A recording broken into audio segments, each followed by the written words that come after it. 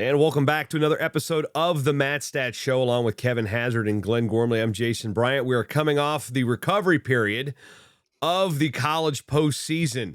We had so many national championships. If we go back into December, we can count with the California community colleges that ends up their fall season in December. And then we had the D1s, the D2s, the D3s, the NAIA men and women. We had the National Collegiate Women's Championships. We had the California Collegiate Women's Championships just ended last week. They're a spring sport. We had the NCAA. We have a load of alphabet soup. We have All-Americans. We have national champions. And we're going to talk about all of that here on episode 43 of the MatStats Show. I'm just fresh off another tournament. I had no break. I went right on vacation.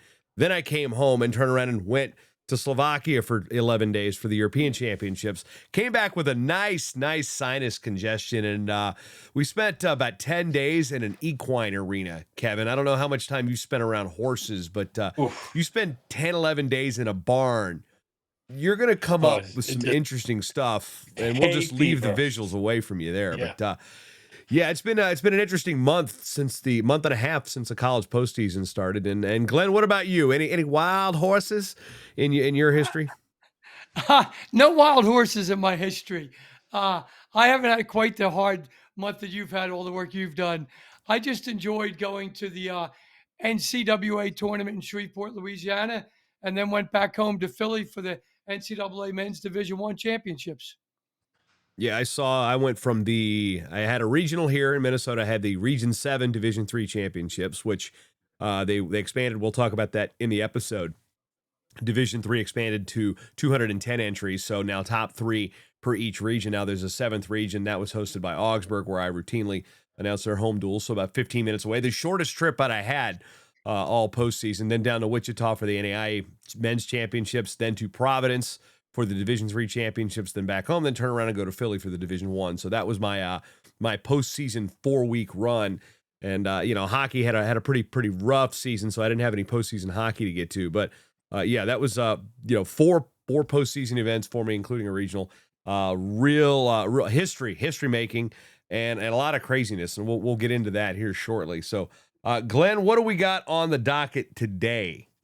Okay, today's episode, we are going to review quickly the tournaments that Jason just mentioned, but this show is going to be, it's like I named it from Marvin Gaye's famous song, What's Going On? We're going to tell people about where we've been and where we are now, and then in a future show where we're going.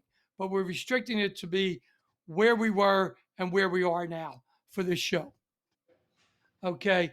The table of contents are in this episode is there that you guys can look. As Jason always mentions, there's a copy of this on his side and on the NWCA website. Okay.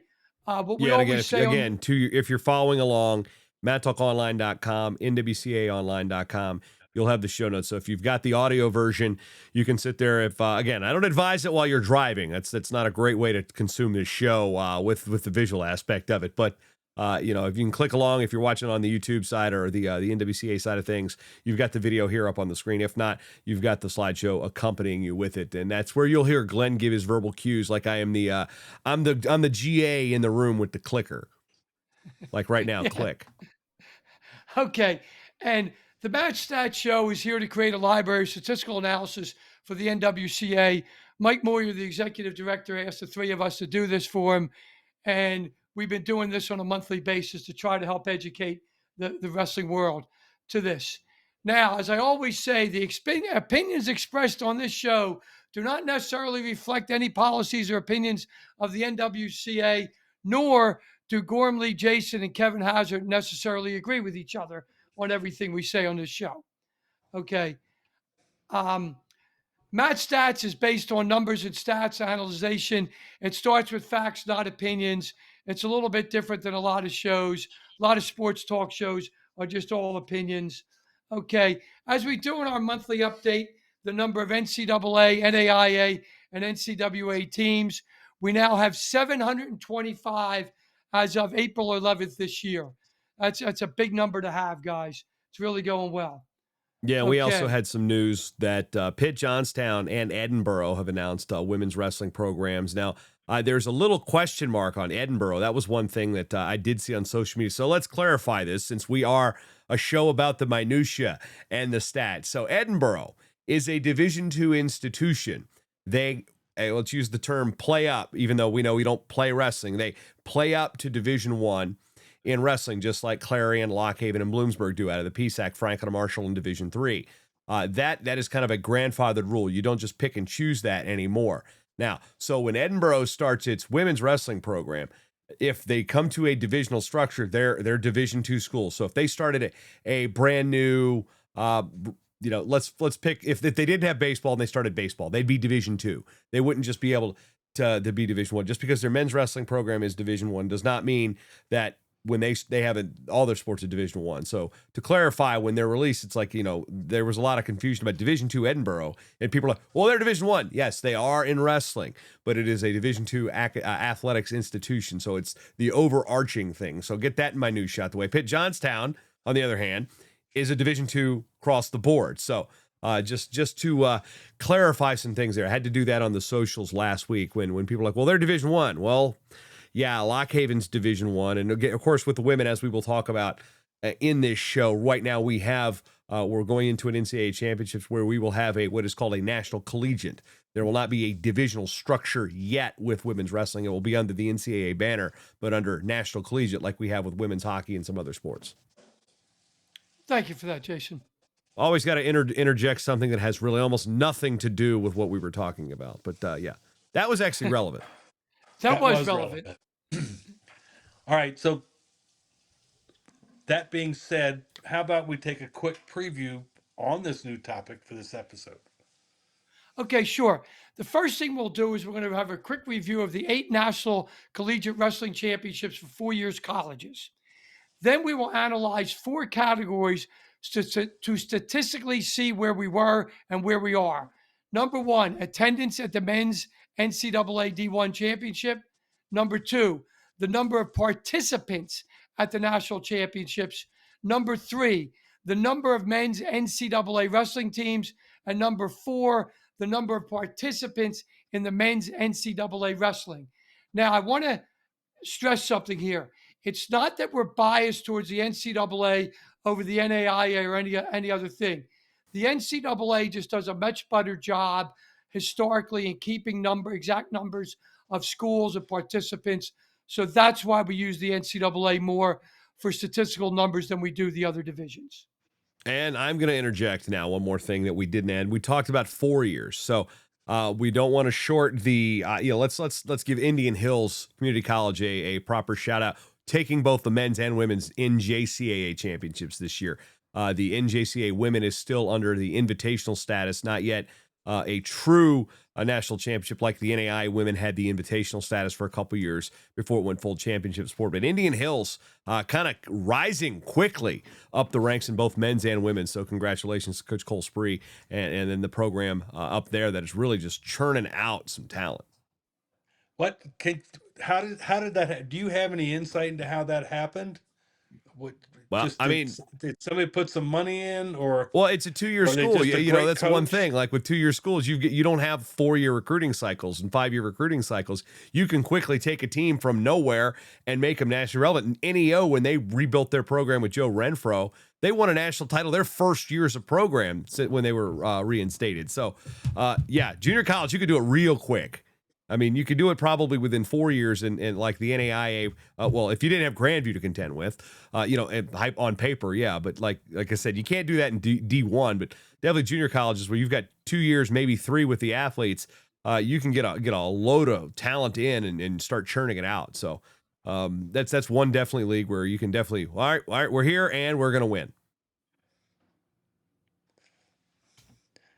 All right. So that said, again, what happened this year at the men's D championships and NCWWC women's championships, which is really the NCAA?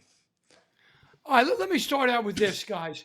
First of all, I really want to give a shout out here to Jason and Bryant Hazard on the Who's great the guy job with the hair in the picture? That doesn't. Exactly. Yeah. So I just wanted to say a special thank you to these guys. You guys have become much a part of my life as John Ward and Bill Anderson, that have involved football announcers long term, were part of my life for years. And it's really something special, Jason, the job that you and Kevin Hazard's son, Brian, do. I really appreciate the job and the work that you guys do. It wouldn't be a tournament without you guys. I appreciate it. Plus, we get to throw those Yeah. random factoids in there that the suite up there, multiple suites seem to hang on our every word for some reason. I'm not quite sure why that is, but hint, hint, nudge, nudge. And I like some of the kind of obscure terms that end up in your commentary. I have no idea what you're talking about, except for maybe the Spanish announce table. Every Okay. year, heavyweight goes through it. That's you're going to get the WrestleMania call out there. Anyway, Okay, so the big news at the men's Division One was we are Penn State set the record for 177 points. On past shows, we did some stuff how the points have changed and takedowns have changed and all that stuff. But however you want to slice it, Penn State has the record for most points. And what record did they break? Penn State's from 2024. So we're not one of these shows that's going to put an asterisk on thing like 61 with an asterisk for Roger Maris. Okay. Now, Penn State placed all 10 wrestlers in the top 6. They became the second school ever to have 10 All-Americans. The Gophers from Minnesota did it in 2001. That is just a remarkable feat. Penn State won 81.7% of their bouts, and 2 of those were defaults, where their heavyweight defaulted after losing in the semis. That is just an amazing thing to think about, to win that many bouts. And when you look at it with Penn State, aside from their heavyweight who had the default, he won 3 bouts. He was 3-3. The guy with the next most amount of wins was the 197 pounder, who was national runner-up. So, I mean, when you have 4 wins at nationals and 8 guys on your team have more than you do, that's a pretty good team. One thing that I really loved about it, guys, was for the people out there that don't know me, I was born and raised in Philly, and actually ran up the Art Museum steps before Rocky did in high school. But this really had a Rocky theme to it, where you have an underdog, Wyatt Hendrickson, being an Olympic gold medalist. It was very much Rocky-like. So I thought I'd put that on there. And then the next slide has a link to where Rocky's training session, so it's the Philly I grew up in the 70s, so it always rings a bell to me. In addition to that, this was the first time, as Jason announced, the introduction of the 47th President of the United States. It's always great to have the Commander-in-Chief at the National Wrestling Tournament. It's good publicity for us, and I'm very happy that it happened. On the women's side of things, what will soon be called the National Collegiate Athletic Association Tournament, as Jason mentioned, it'll be one division. The Iowa Lady Hawkeyes won that title. Okay, so we did D1. Can we do a quick recap of D2 and D3? And also let's talk about the NIA Men's and Women's Championships. Sure. Okay. Nebraska Kearney won Division II, and Wartburg and Johnson and Wales tied for the team title in Division III. I'm not sure why there's not a tiebreaker on that, but it's the first. Ithaca in 1994 was the last team in D3 men's, other than Augsburg or Wartburg, to win a title. So obviously Johnson Wales did win a title, but Wartburg won one too. And what was interesting, so a couple things to talk about. One, Nebraska Kearney, let's go to Division II. I wasn't at that one, but I announced in St. Cloud State, so I've got a tie to the program there. That was going to be a dogfight. There was several teams that went in with a shot that could win it. Kearney brought all 10 out of their region, and it wasn't just, the region was a little down, but that did not really show through with how Kearney was performing. They went gangbusters. They had this thing wrapped up. I mean, when you've got a 50-point gap between first and second, they wrestled their butt off. So the Lopers, 5th national championship on the men's side in school history. So that's an impressive. They wrestled like crazy. And Augustana, Coach Jason Reitmeyer, I actually announced 2 of their duels this year. They lost both of them. They lost dual meets to St. Cloud and to Augsburg during the year. And I think he was hoping I wouldn't show up at D2s as well. But they had one heck of a tournament, too. There was a big group of teams afterwards. And Augustana, which, they've had a real solid program the last several years. They come in there and they take that second place trophy after, you could say that, were they contending for second going in? I don't think they were kind of looked at as a second place team going in, and they definitely went out and wrestled really, really well. So congratulations to Kearney, and then of course Reitmeyer at Augie doing a real good job there to take that trophy, and then St. Cloud finishing third. Johnston, Wales, and Wartburg. Now this was like storybook because it was in Providence, just like a mile from Johnson and Wales University. And Lonnie Morris has been the only coach the program's ever had. He started it back in, I want to say 1997. I've had a number of people I know that have gone to wrestle there from Gloucester. There was I think there were 13 Lenharts in Gloucester, Virginia. And I think the mother one time said, yeah, there was a Lenhart at Gloucester High School from 1982 to like 2000, whatever the last one got through. There was a gap between Brendan and the next one up. I think that was Ryan. So it was Ryan, Brian, between Colin and Brendan, there was a gap. So there was, that streak was over there. But it came down to the last match, and it was they started at 33. So the returning national champion from Johnson and Wales, who had majored the guy previously in the year before, had to get a bonus point to win the tournament outright. Now he wins, they win the tournament. He gets a bonus victory, they win outright. It came down to it. The place was going nuts. And both wrestlers, Guzman from North Central was also fired up. They were both like John with the crowd to like get it all fired up. It was very storybook, but it was also really weird because it was like, okay, it's a tie. But at the same point, look at the numbers too. Johnson Wales did it with 4 All-Americans. They had just 4 place winners. They had 2 champs. Wartburg wasn't really looked at as a title threat on paper because they only brought 6, but they had Mitch Williamson was unseeded at heavyweight. He dropped one match at the regional. It was kind of a question why your guy with 1 loss all year is not seeded. But he ends up winning the title. So Wartburg takes a lead at one point. Augsburg had a chance to win this thing. Wisconsin lacrosse brought 9 in terms. So there was a dog. I mean, there was at one point I think there were 7 teams within 5 or 6 points towards the end of day 1 into day 2, and I had never seen that before.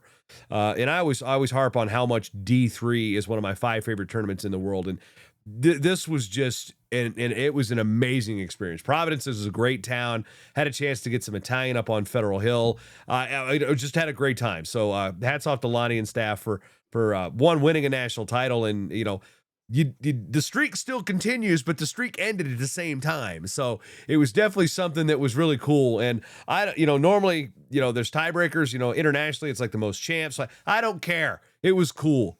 Let's move on. Okay. All right. We'll go to the men's NAIA. Grandview won their 13th title in 14 seasons. The only school that's won one since then was Life Men, won in 2021. Grandview won 6 individual titles, tying the record set in 1981 by Central Oklahoma. And Life won its first NAIA women's title. Okay. So how about now we talk about the NCAA Men's and Women's Championships? You went there, didn't you, Glenn? Yeah, I sure did. I had a great time. It was in Shreveport, Louisiana. It was a blast going to see it. It's something I've been a fan of here recently since Kevin started me on this on the NCAA, and I got to know Jim Junta. He was a very hospitable host. Spent a lot of time with him there. Thank you for your help with this, Jim. It was a really nice tournament. Menlo won the NCAA Men's D1 title. Life won the NCAA Men's D2 title. Okay, Life has an NAIA team and an NCAA Men's team. Now, the Division I and Division II title are all in the same bracket, but they have a champion for each one. And Tarleton State, a relatively new team, won the women's NCAA title. So I really that was thought by a half a point over Utah Tech. That was a crazy team race too. Yep, the old Utah State used to be known as Dixie. Utah Tech used to be Dixie State. If anyone was wondering, what's the difference between D1 and D2 at NCAA? Um, Level of funding. So Level of it's all funding. it's one of those things. Like Menlo, we knew him as an NAIA program. A lot of those transitional schools will park there for a couple years. Menlo, the transition from NAIA Division II is only 2 years, so they'll be sitting down there for 2 years, and then they'll be moving up. So it's like your apprentice schools. That's a varsity program. They are funded by their athletic department. So they're looking at schools that fund these clubs. Like Washington State, for example, does not have a varsity program, but they do have funding for their wrestling program. So, or if you've got Ohio State, which has a Division I team, but they've got a wrestling club, so they will be in they are not in the Division I portion of the tournament. They are in the Division II team scoring. So, like in junior college, the NJCAA has a Division I and Division III scholarship and a non-scholarship. So it's a level of funding. A lot of when you say the Division IIs, a lot of it is the student run type of stuff. Whereas Life just started this thing up like mid-season. I mean, it's like the semester. They said, "Hey, we're starting we're starting a NCAA club team." And it's like, okay. So it's one of those things that's based on funding and support. And there is a sliding scale. Usually you start out, even if you're brand new, you're going to be in that, okay, we'll see where we're at, and then Jim will move you up. Because I don't expect Life's NCAA team to be on that Division II tier very much longer. Because we'll talk about here in the future, that Life is life's all about them some rugby and wrestling. Yes. Okay. Okay. I think it's interesting that the NCAA has a funded division, because I think most people think of them as the National Club Wrestling Championship, and I know they're that's not. definitely not. That's it's really there are interesting clubs, that they but have, it's tough. Yeah. It's a tough thing, and it's what a great program that he runs. It's also a lot of alphabet soup, as we learn. Yeah, NCAA, and guys, NWCA. Just spell checking Glenn on these things and in the show notes is enough trouble when we bring up the NCAA. Yeah. The NCAA had 751 wrestlers in it. Now that counts men and women. They were both in the same building, but there were two separate national tournaments. Men wrestle men, women wrestle women. But that was the largest collegiate national tournament ever. Okay, which is a big thing. As Jason mentioned earlier, schools like Menlo are transitioning from NAIA to NCAA Division II, so they had to wrestle there. So Menlo actually had two men's teams in the 2025 NCAA. One that's going to stay NCAA, and one will be Division II. Okay. MatStats reported this previously. There are 72 men's teams at the NCAA that were dropped as either an NCAA or NAIA school. Okay. This is really helping our sport and our growth. Okay. I was very impressed with the NCAA wrestling tournament. Okay. How big was the attendance? I don't know. It was very small, but it did remind me a lot of the NCAA Championships in 1981 at Princeton in old Jadwin Gym. But we'll get to the attendance things in a little bit. But it was really the kids there were working hard, trying as hard. They just weren't as talented as the Division I level, anything like that. But it's an important part of this sport, because the growth of this sport is not about the 10 NCAA men's Division I champions. It's about everyone that's wrestling. We need a Big Ten. Glory days. So now we remember. So March is really kind of what we focus on in college wrestling. That's we all it all comes together, and memories are really important. Can we do a little analysis of see why these really are the true glory days of wrestling? Yeah, Kevin, that's a great thing. It's really difficult to pinpoint what the glory days is for different sports. Okay, most people base this on their own thoughts and perceived memories. Okay, so we're trying to use little stats here to see what we can do. Okay, so the four stats we're going to use, as we talked about before, but I'll refresh everyone's memory, is attendance at the men's D1. Okay, the number of participants in the national championships, the number of NCAA men's wrestling teams, and the number of participants in the NCAA. Because, that famous song, Willie, Mickey, and the Duke, was talking baseball. I mean, it's a great thing. And a lot of times I think is that is the glory years, because when I was born, And when I was walking around Philly with Kevin and his wife Joe and other William Mary wrestlers, we were right near where the Phillies won the World Series in 1980. Me and Billy happened to be at Game 6, Billy Pincus. And I noticed a lot of stuff about the old whiz kids that were there. So let's start doing some statistical stuff. There's an old saying by the famous. We need to just pump the brakes on any more Philadelphia Phillies talk. That's what I got. Only place I've ever been sworn at in my life as a visiting baseball fan. The collective language I got at Citizens Bank Park, circa 2009, at an Angels Phillies game was anyway. I am wearing a shirt from suburban Philly. Sworn at. Yeah, I wasn't even wearing any Angels gear. We boo Santa. We boo Santa Claus, so we're going to boo Jason Bryant. You threw batteries and snowballs at Santa. Granted, now, to the Philly fans' defense, that was the worst Santa in the history of the world. Yes, just it was. Look at the footage. Just look at the footage. Yeah. It's awful. Anyway. Well, he was brought in at the last minute. The original Santa was drunk in a bar. It was like a guy on work release or something. Anyway, yeah. So again, there's the four stats we've got and the memories as Glenn the memories discussed. get faded. So we have anecdotal stories about what does it, but let's start talking about some actual stats here. All right, attendance. Let's talk about attendance first, and the examples of how our mind plays tricks on us. Okay, guys, like we mentioned before, sometimes the 1950s are thought of as the glory days. Ted Williams at 406, Joe DiMaggio at 56, hitting 56 straight games. But if you look at the Boston Braves, I'm not going to say Philadelphia Phillies. I'm going to say Philadelphia A's, Jason. Brooklyn Dodgers. Well, right now, what are the A's? They're just the A's. Yeah, they're just the A's. They're just the A's. You look at the schedule, it just says at AF.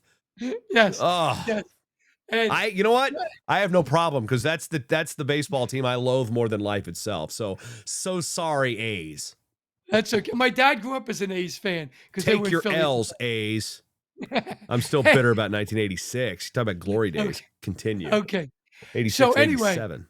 Yeah. So anyway, the Boston Braves, Philadelphia A's, Brooklyn Dodgers, and New York Giants in the 50s, they all moved west, and their attendance jumped 179%. Okay. And it was really something.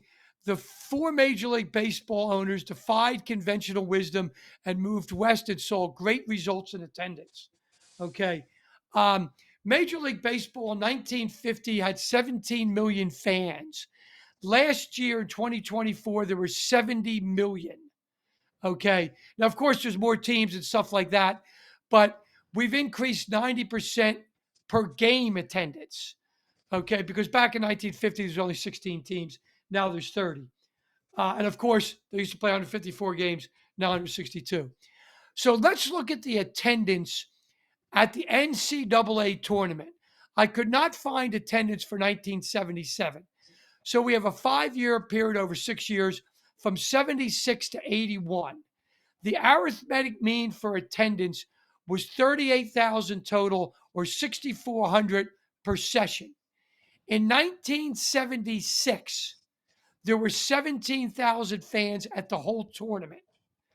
As I mentioned earlier, in Princeton, New Jersey, a tournament I was at, there was 41,000 people at that tournament. Okay. Now, how does that compare to now? There was 110,000 fans at Philly. Each session had over 18,000. And yes, Dr. Pell, most of these people were the same folks each session. Okay. So what can we determine from this? There were more fans in session 1 on Thursday in Philly than there were the entire tournament in 1976. The arithmetic mean for 5 years from 76 to 81 was 38,000. In Philly, in the first 2 sessions, we had 36,000. Okay? The 4 years prior to COVID, the average annual attendance at the men's championship was 111,000. So Philly was not an anomaly. From the amount of people coming to this tournament, it is hard to imagine the late 70s and early 80s were the glory days. Okay. Then when you add TV, streaming and all this stuff. You know, I remember in 2001, the championships were moved. The session 6 was moved to 3:30 in the afternoon because TV wanted Cale Sanderson. That tournament was in Albany. I was back in Williamsburg, Virginia, Saturday night. You know, because of the time of the tournament. Yeah, it was 02. 02 was the first year they went off of Oh, 02. campus I'm sites sorry. as well. 02. Yeah. Yeah, that was the first sorry. one I attended. Yeah, was 02 in Albany. I apologize. It was 02. Yes. And it was Cale's 4th year, and that's why they wanted to do it, you know, because he was undefeated and all that stuff. Well, I remember the year after that in 2003 when I went with my buddy Charlie Church from Gedham right across the street from my college house. He actually still uses my tickets, and we're sitting there at a Hooters once we're having dinner watching the finals tape delay. It's like, you know, we were done again 3:30 in the afternoon. It's like 7:30. We're getting dinner before we fly out the next day, and it's like, man, this is strange. We're watching. We were just there. That's the one thing always weird about tape delay. Yeah. Well, I mean, think about it. The 1980 Miracle on Ice was tape delayed. I mean, that was not live. And Lake Placid is our time zone. I mean, I was barely alive, guys. But that game was tape delayed. So that's I understand what you're talking about, watching the tournament you've been at. You know what wasn't live? Was Chaminade beating Ralph Sampson's UVA team. What was that, 81? 81 or 82? I was in college, I believe you're right, yeah. Yeah, Maui. so, anyway. Yeah. All right. Moving forward. Yep. So that's attendance. What about participation? And if March is the best month in collegiate wrestling, can we look at an analysis of the participations at the National Collegiate Wrestling Tournaments in March? Certainly, Kevin. First of all, 9 different schools won team titles. Life happened to win 2 different titles, but it was 9 schools. Okay. In 2025, in these 8 tournaments, there were 2,281 wrestlers. Okay. That's a mouthful, guys. Now, in 1978, okay, it was the first NCAA tournament I happened to go to. There was 347 male participants in the NCAA Division I. And in those days, there was no women's wrestling. And the thought of D2, D3, and NAIA were really not on people's, it wasn't on people's vocabulary. We didn't talk about it. So, unless you get the Ken Mallorys of the world showing up at the Division I championships back in that era. Correct. But we just talked about him as a D1 champ, not as, Jersey kid who won it all. Now, so are these the Camelot days of wrestling? If you look at it, as you can see on slide 42, that in 1980, in the NCAA and NAIA men, there was 1,173 wrestlers. There was no women, and there was no NCAA tournament. Okay, now there's 2,281. So we have an increase of 1,100 wrestlers, or 94% increase. That means we've almost doubled. Okay. Now, here's one of the problems or topics of conversation that I get every year in the suite when we're listening to Jason and Brian. Okay. In 1980, there was 1,173 wrestlers between the 3 NCAAs and the NAIA men. This year, there was exactly 1,000. So that's a decrease of 173 wrestlers, a change of a little bit less than 15% down. Okay. Well, one thing you could also say is there's also less of a Wild West attitude. Like, I mean, we're talking about 1980. We're only 12 years removed from the event being an open. So Division II at that point, Division II and Division III in 1980 are only 6 years old. There's still a lot of schools that are dual affiliates. And what this doesn't consider, Glenn, I might have found a asterisk. I know we don't like asterisks on this show, but this doesn't include the dual affiliate schools that were wrestling both at either Division II and Division III and the NAIA. There is some overlap with the numbers here. So that number may be less than 173. Yeah, you're correct. Because sounds like you've given me another homework assignment. Yes, somebody like get to work, Jason.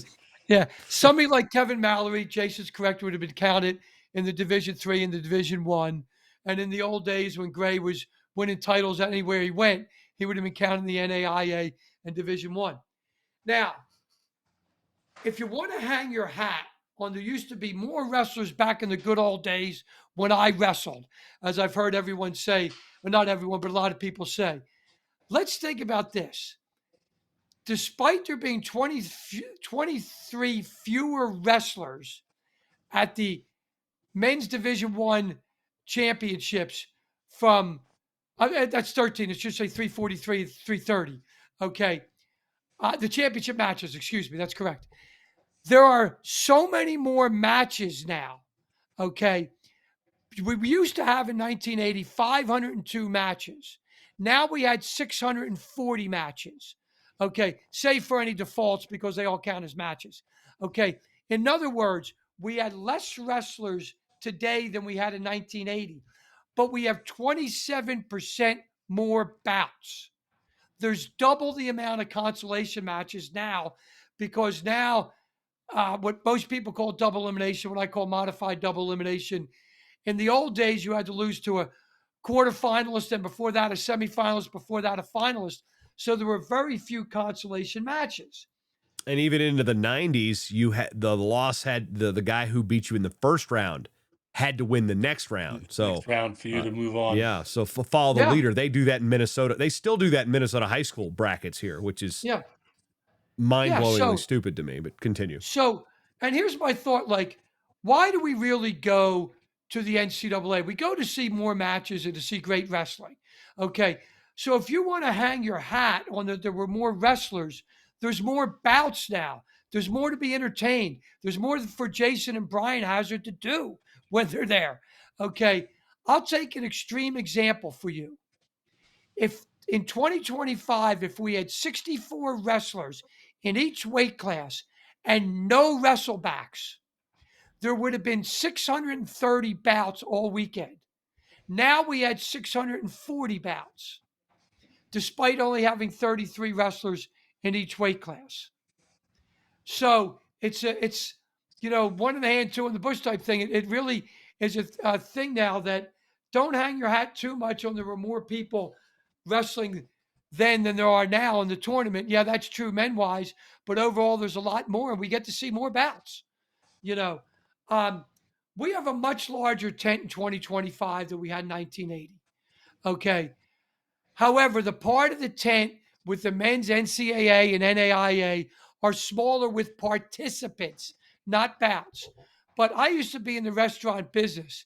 If the bar wasn't as crowded, but the restaurant was jam-packed, that translates to more money for the restaurant. We filled up the seats. So it's something good that's going on there. Okay, we are MatStats. How about some analysis of where we once were and where we are now in terms of NCAA men?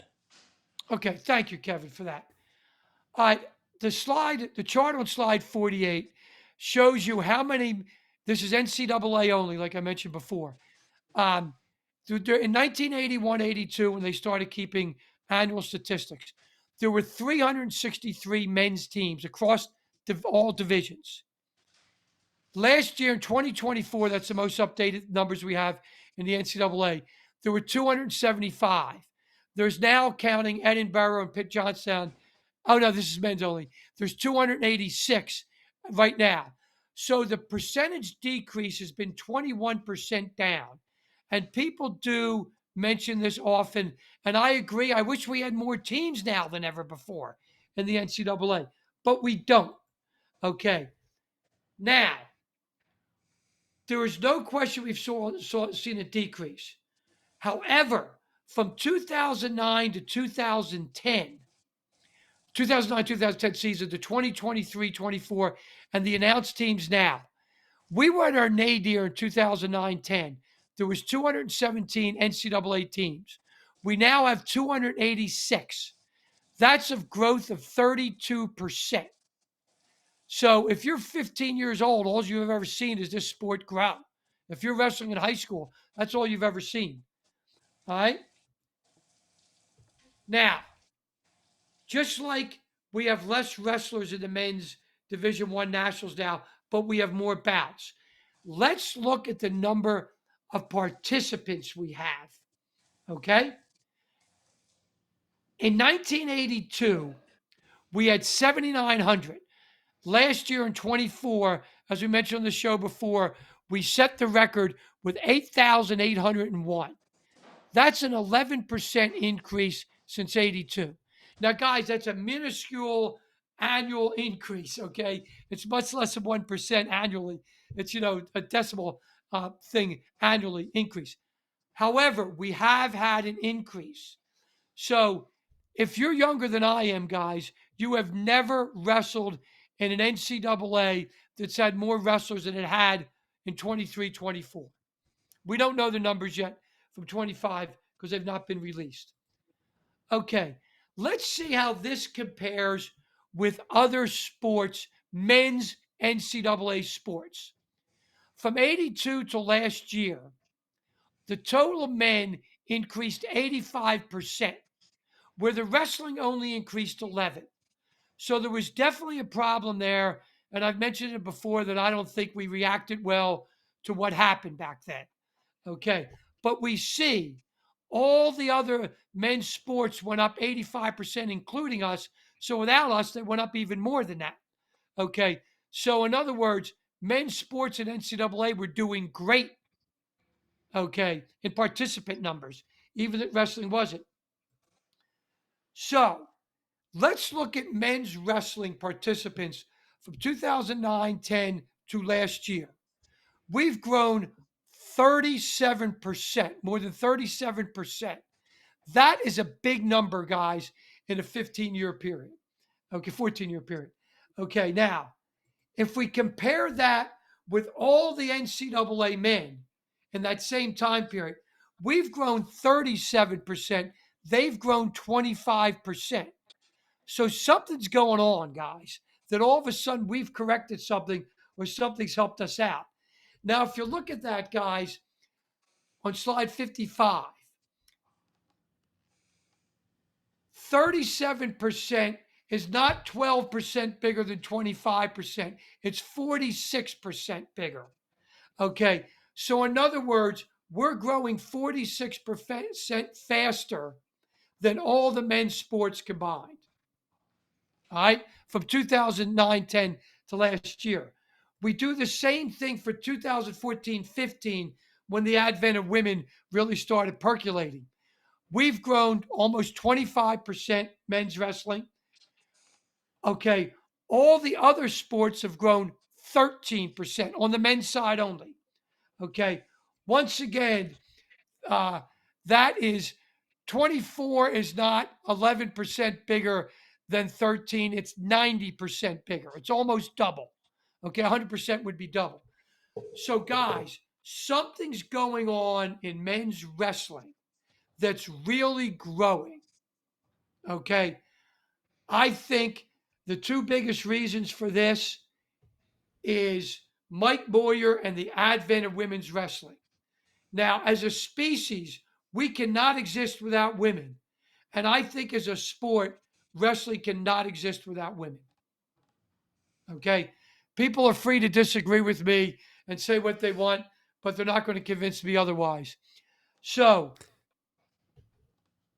Kevin and Jason, here's some other things. I agree with you on that. Go ahead. Yeah, here's some other things I want to touch on too. Is we're looking at the number of teams, and one of the arguments I hear from people before my time, and again, I'm 45 years old, so I was learning about the cuts during the 90s were not good to us, and that's when I really started learning about the sport of wrestling and experiencing it. But I'm going back looking. Let's use Glenn's 1980 as the start point because that's was going equal decades. It was like how many teams were actually getting wrestlers to nationals? Oh, we had 146 teams. Well, doesn't necessarily mean it was tougher. You may have had 60 more schools that were half funded or partially funded or no funding at all. So that's, again, I always make the argument, what's better for the sport of wrestling? A half scholarship D1 school that's hanging on by a thread, or a well-funded NAIA program with 80 on the roster that's putting a lot of coaches into the pipeline to help develop and more coaches for the next generation. So you got to look at where your battle is. Do you want more teams in Division I, or do you want more wrestling as a whole? They're not. It's not an either or either. So you can want some of each. But I'm looking at the numbers of it, looking at NCAA here. So D1, D2, and D3. In 1980, there were 113 different schools that had place winners at the D1, D2, and D3 championships. Now, that also is in the era of multiple qualifications. So that number, you might have a Montclair State in counting for D3 and in D1. So it's counted as an individual, but there were 40 schools in Division I in 1980 that had a place winner. This past year, we had 37. So that's down. But look in the middle, we had 113 and then 40 in D1. Then we go 104 in 1990. So we had 11 less schools.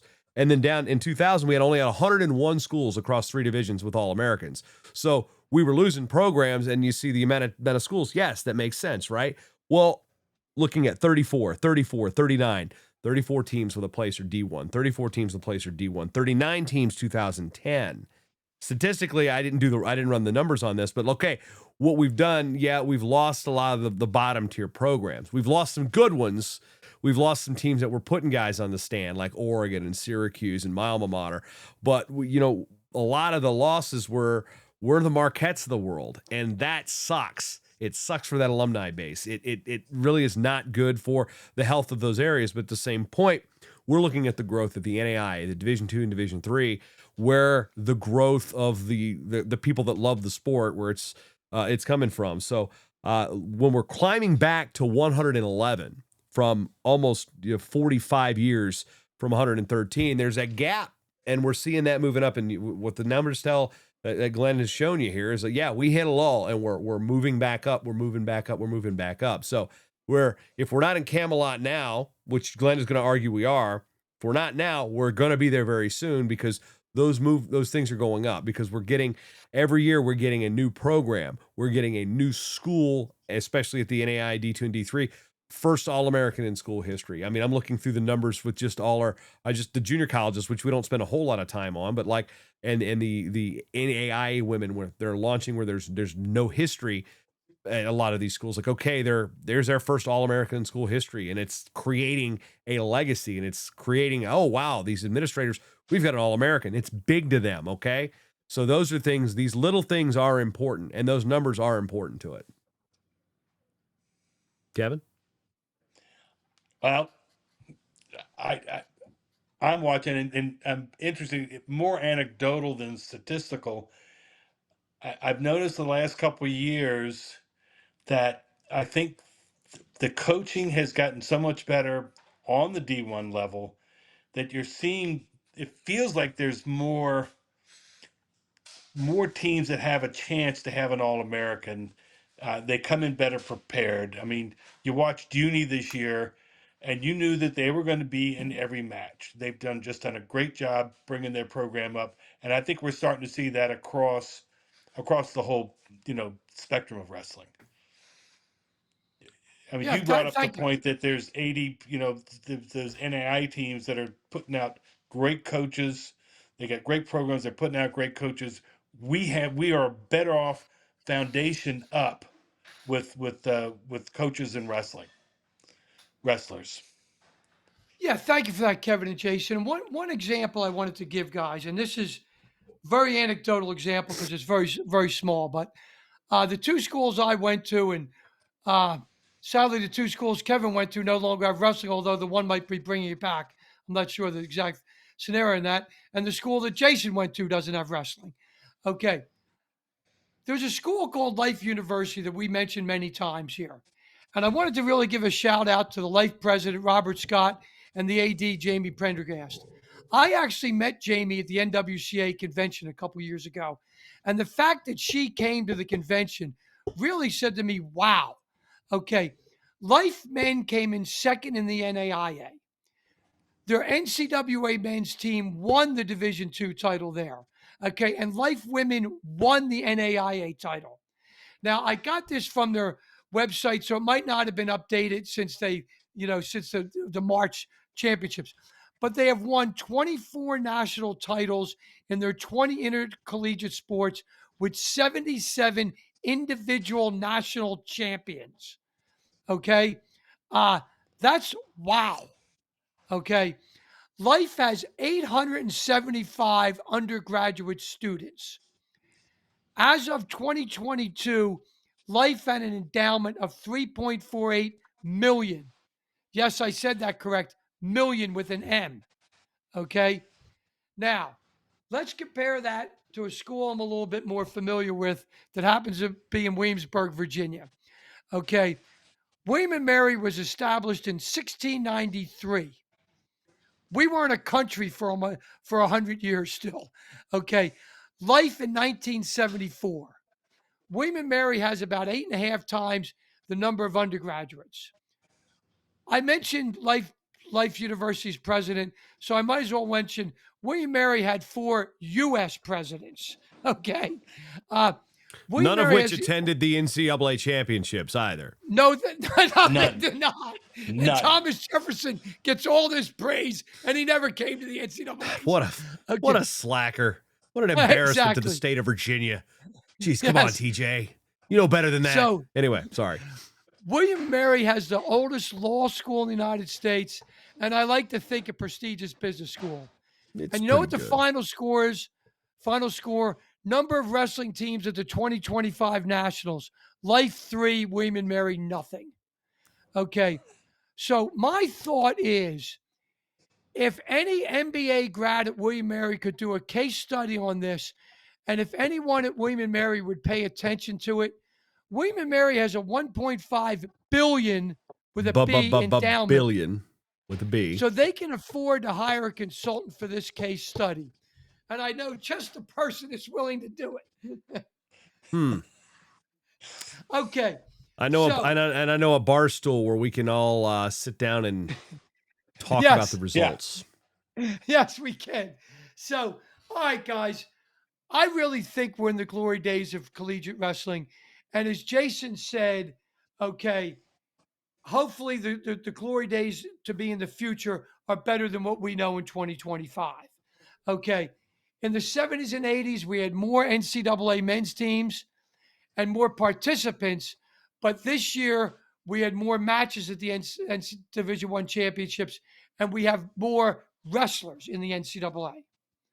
Today, we have women and the NCAA, and we see a huge demand for tickets to the D1 Nationals.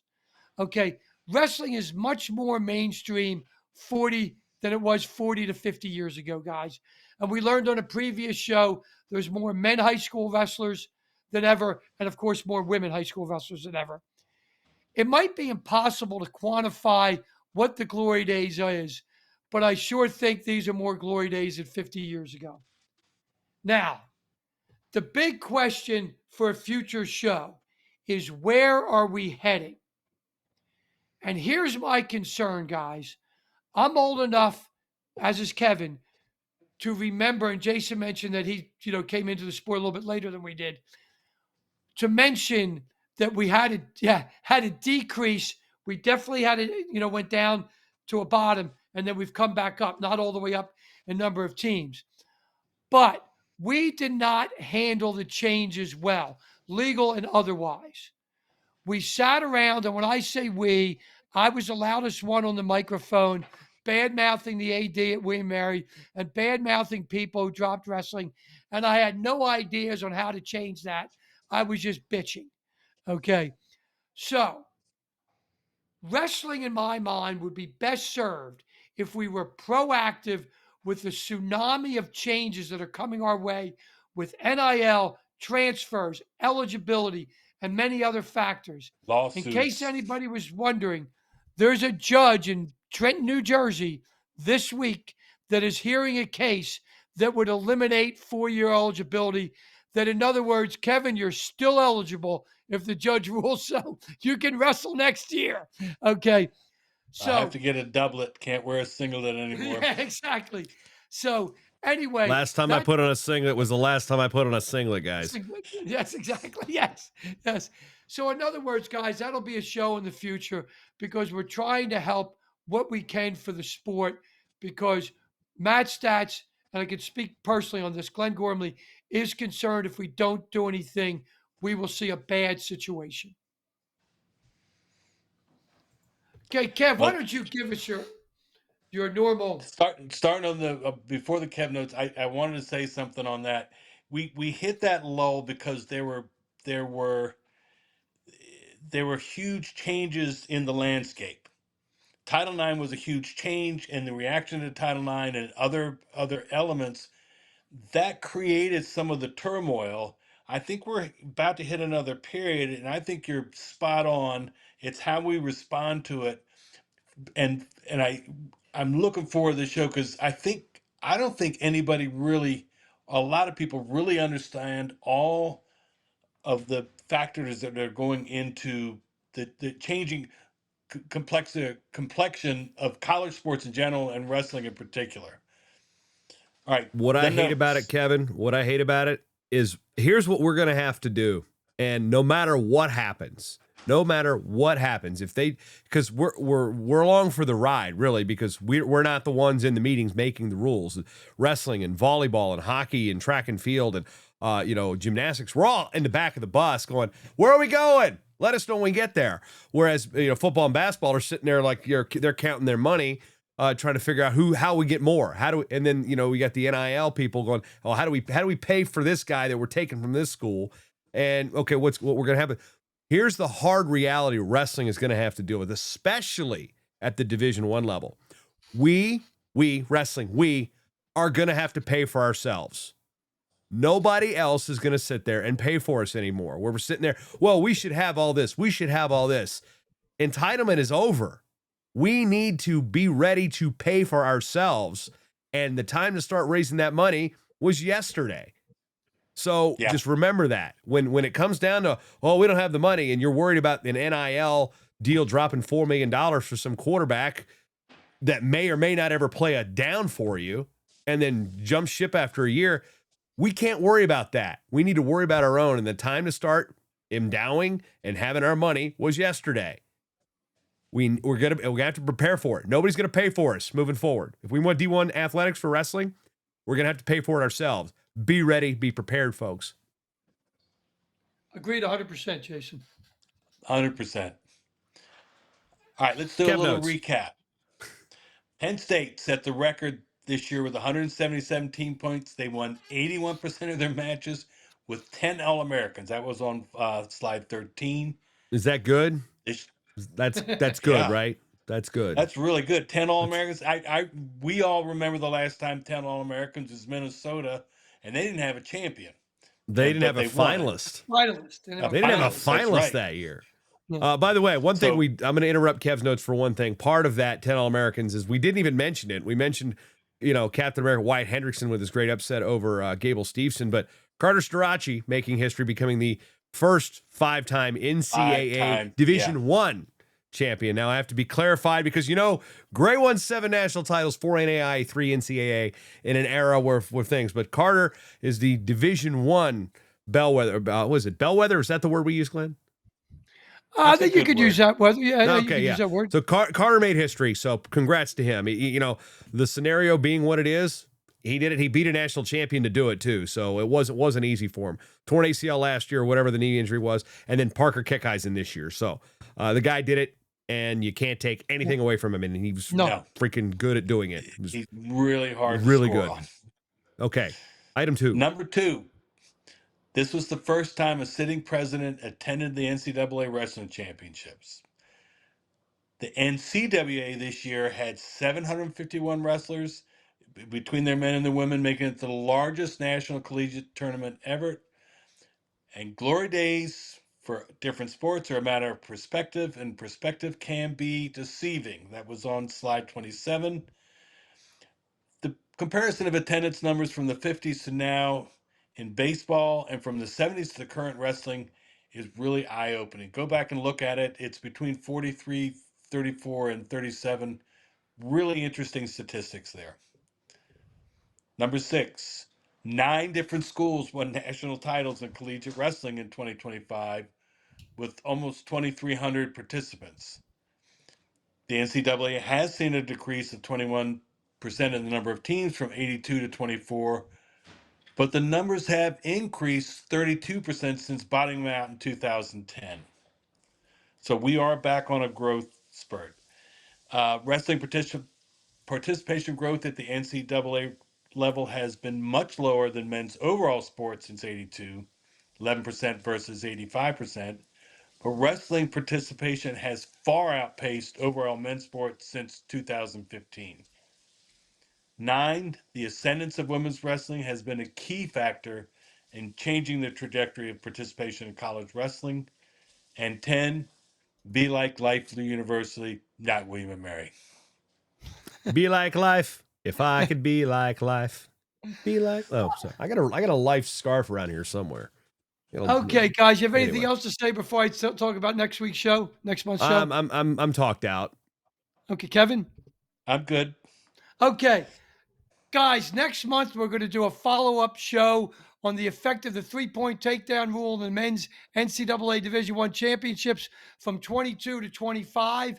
Last year, we just had a window of 1 year where we had a three-point rule. So this year, we're going to do the 2 years previous and the 2 years since, and we're going to see what happens.